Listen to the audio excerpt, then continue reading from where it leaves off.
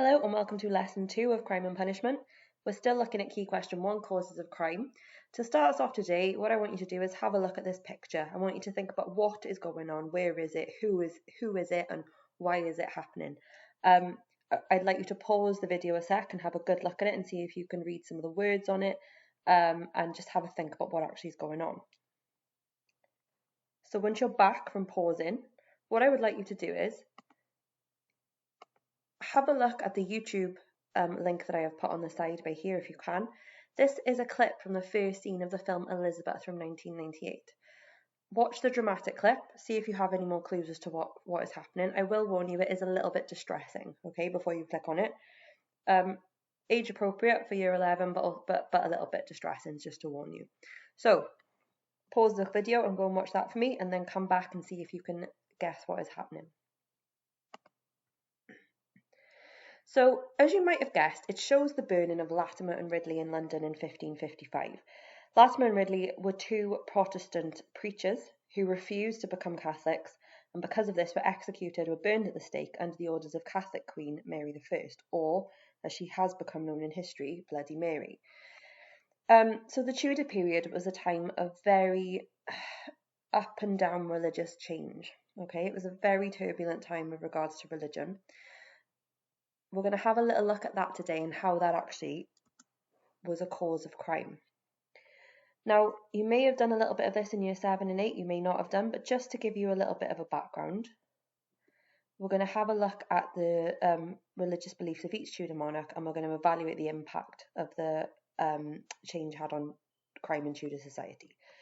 So, the Tudors reigned from 1485 to 1603. Henry VII, or Henry Tudor, as he was called before he took the throne, beat Richard III in the Battle of Bosworth in 1485, and he becomes the new King of England.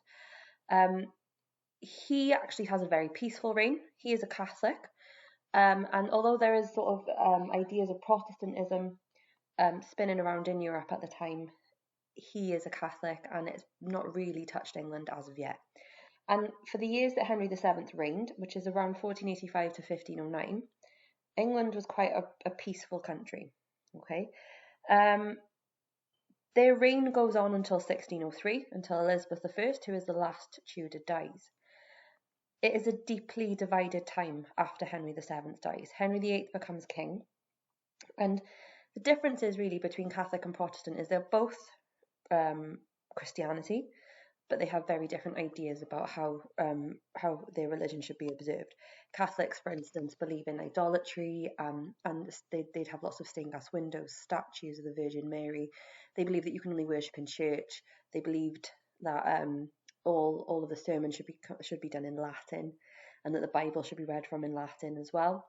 Protestants, on the other hand, believed in a much more simpler form of worship. They believed that you could worship anywhere at any time.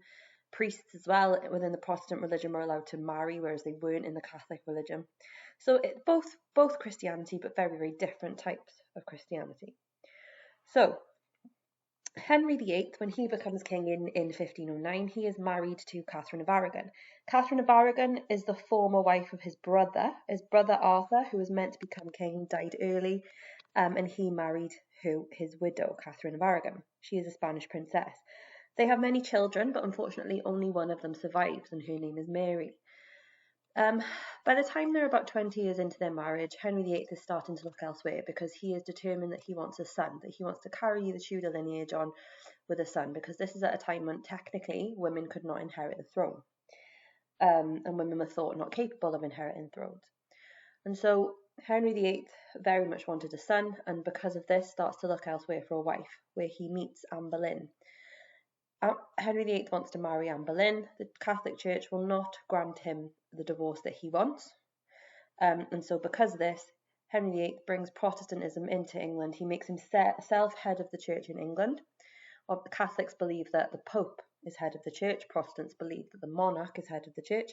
Henry VIII makes himself head of the church in England, gives himself a divorce, and marries Anne Boleyn anyway. And this sets off a chain of events that will affect the rest of history really for a very, very, very long time.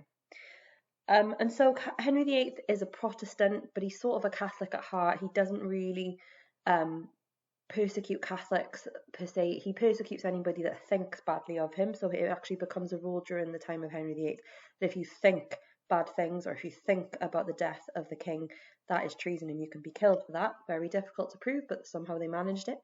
And so this really sort of starts off a time of deep divisions in the country. So, some people in Britain were Catholic, others were Protestant. Both were Christians and believed in God, but they disagreed in many ways on how to worship God, and they held very different beliefs about religious practice. You can see the differences here. This is a Protestant church, much plainer, and this is the Catholic church. There's many differences. Catholics had services in Latin, as we've discussed, not English. Churches are decorated differently. Protestants didn't need the Pope. However, the biggest difference was who was the head of the church. Catholics, as we've just said, believed that the Pope was head of the church. Protestants believed that the monarch, the ruler of their country, should be head of the church. So they dominated the reigns of all of the Tudors, and the official religion of the country switched between Catholic and Protestant like a light switch, on and off, on and off.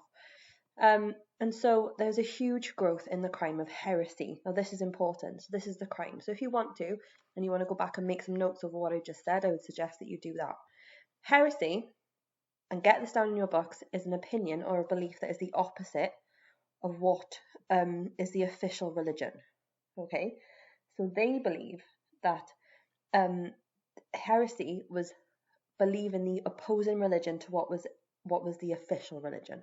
So if the king was a Protestant and you were a Catholic and you went to Catholic sermons and you took part in Catholic acts of religion, you were a heretic. Now, the punishment for heresy was burning at the stake. Okay, so this is the actual changes in religion. So Henry VIII is basically, he replaces the Pope as head of the church. Church services remain in Latin, though, prayers in Latin, and priests are still not allowed to marry. So Henry VIII is sort of Catholic-y, sort of Protestant. He walks in the middle of the line, like I said. Henry VIII was more, if you go against me, you will be punished. Edward VI then is only 9 when he inherits the throne of his father. He inherits in 1547, and he supposedly is a very ardent Protestant. He changes church services to English. He introduces a new prayer book with services in English. Priests are allowed to marry.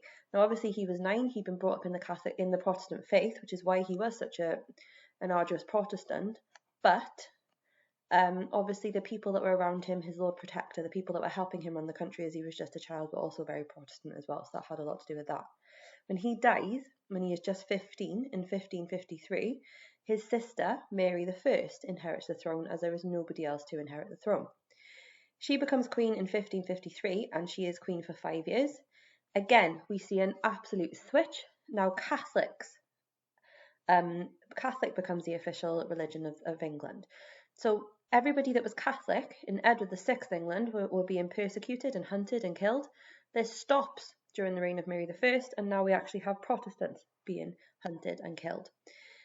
Mary I burns about 300 people for being Protestant, which is why she earns herself the nickname Bloody Mary. The Pope becomes head of the church again. She changes church services back to Latin. The new prayer book that Edward VI has introduced in English is banned. Priests are made to separate from their wives, and again for 5 years the official religion of the country is Catholic. In 1558, Mary I dies. She dies childless, and so Elizabeth, Anne Boleyn's daughter, Elizabeth, takes the throne. Now she reigns for 45 years, and she becomes governor of the church. And church services are in English and in Welsh, and priests are allowed to marry. Elizabeth walks a very fine line. She sort of says, Protestant is the official religion of the country, but after what has happened over the past few years, I'm not really going to prosecute anyone for being a Catholic, although this was a sort of on the outside view that she put out there. Actually, she did have priest hunters, so she had people that would go out and hunt priests. And she also had a lot of Catholics put to death as well. And there were actually a lot of Catholic plots against her too. So you see this huge roller coaster between Henry VIII and Elizabeth, where we change from Catholic to Protestant under Henry VIII, but we're not completely changed. Edward VI becomes a very staunch Protestant, and Protestant is the official religion. We do a complete 180 then when Mary I becomes queen, and Catholic becomes the official religion, and then Elizabeth makes Protestantism the official religion, supposedly walks a fine line, but has priest hunters out hunting priests and that kind of thing. Okay, so there's a huge change.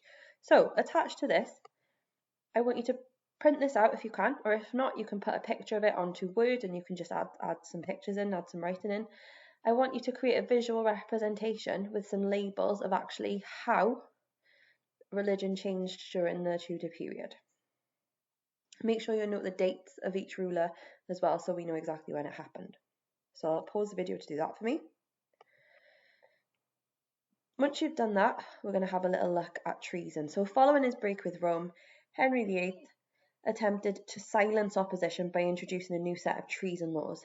Anyone who said or wrote things against the king and his wife or his heirs or displayed support for the Pope was guilty of treason. Anyone who said that beliefs of the king went against the teachings of the church, or that the king was using his power unjustly, was guilty of treason. Anyone kept silent when questioned what the rights of authority of the king was guilty of treason. So political as well as religious opinions could be classed as treason. Basically anything you said that was against the king. Now, treason is a crime whereby you commit a crime against your country. But actually, Henry VIII made it so that if you said anything at all against the monarchy, against your king, you could be executed for treason. And the punishment for treason was being hung, drawn and quartered, so it wasn't very nice. So what I would like you to do is using that as explain treason during Henry VIII's reign, please. So if you could pause the video and do that now. Treason then, again, obviously the crime of betraying one's country, especially by attempting to kill or overthrow the monarchy there. Get that done too. So what I want you to do is there is a sheet attached to this PowerPoint, and I want you to fill in the table to show how causes of religious crime changed during the Tudor period. We're looking at what monarch was in place, what was the official religion, reasons why an individual could be accused of being a heretic. The information is on the sheet for you. And was there a change from the previous reign? So if you could fill that out for each Tudor monarch, please. And that, I think, once you have done that, nearly ends our lesson today. We're going to have a little look at an exam question. We're going to describe why heresy was a common crime in the 15th and 16th centuries. This is a very simple exam question. It is just describing. It's very similar to that describe question in Unit 2 in the America paper. It's causes, events and results. So literally just describing in as much detail as you can why heresy was common. So we're looking at those different types of religions and that roller coaster of religion that happened during the Tudor period. And if you can, for homework, I'd like you to do a little bit of research on witchcraft, please. Once you've got that down and you've completed your exam question, we are done for today. Thank you very much.